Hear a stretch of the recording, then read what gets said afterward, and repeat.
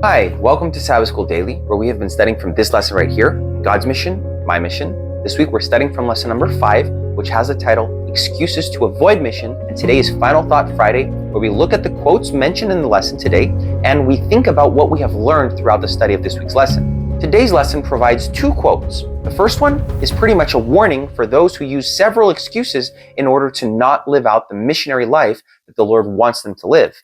This quote comes from Advent Review and Sabbath Herald from August 30, 1892, and it says, "The excuses of those who fail to do this work do not relieve them of the responsibility, and if they choose not to do this work, they neglect the souls from whom Christ died, neglect their God-given responsibility, and are registered in the books of heaven as unfaithful servants. Does the minister work as did the master, to be a strength and a blessing to others, when he shuts himself away from those who need his help? Those who neglect personal intercourse with the people become self-centered and need this very experience of placing themselves in communication with their brethren, that they may understand their spiritual condition and know how to feed the flock of God, giving to each his portion of meat in due season. Those who neglect this work make it manifest that they need moral renovation, and then they will see they have not carried the burden of work."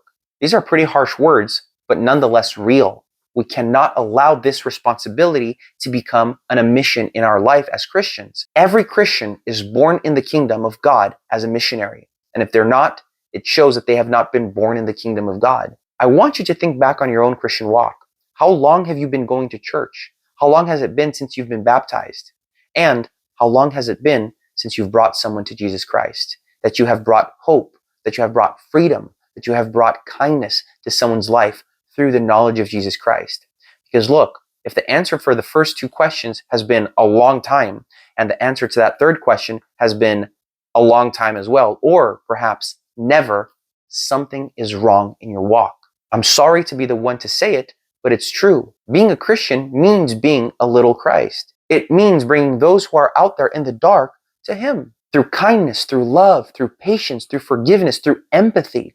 We need to learn how to put into practice the things that we hear about at church, that we preach about at church, that we sing about at church. Friends, the church must leave the building. Never forget that. The second quote comes from Prophets and Kings, page 266, and these are words of hope that say, "In the charge given him, Jonah had been entrusted with a heavy responsibility.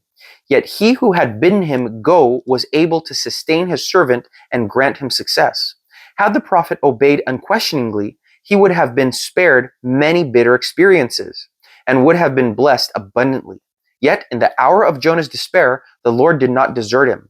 Through a series of trials and strange providences, the prophet's confidence in God and in his infinite power to save was to be revived."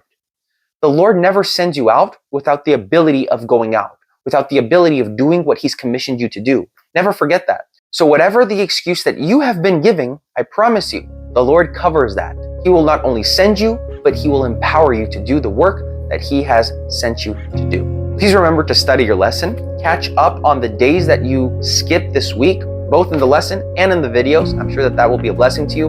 Please comment down below if you have any questions or any comments. I'd love to interact with you. And also remember to like, to share, and to subscribe to our videos. We release one every day, and I hope to see you again here tomorrow for another Sabbath School Daily.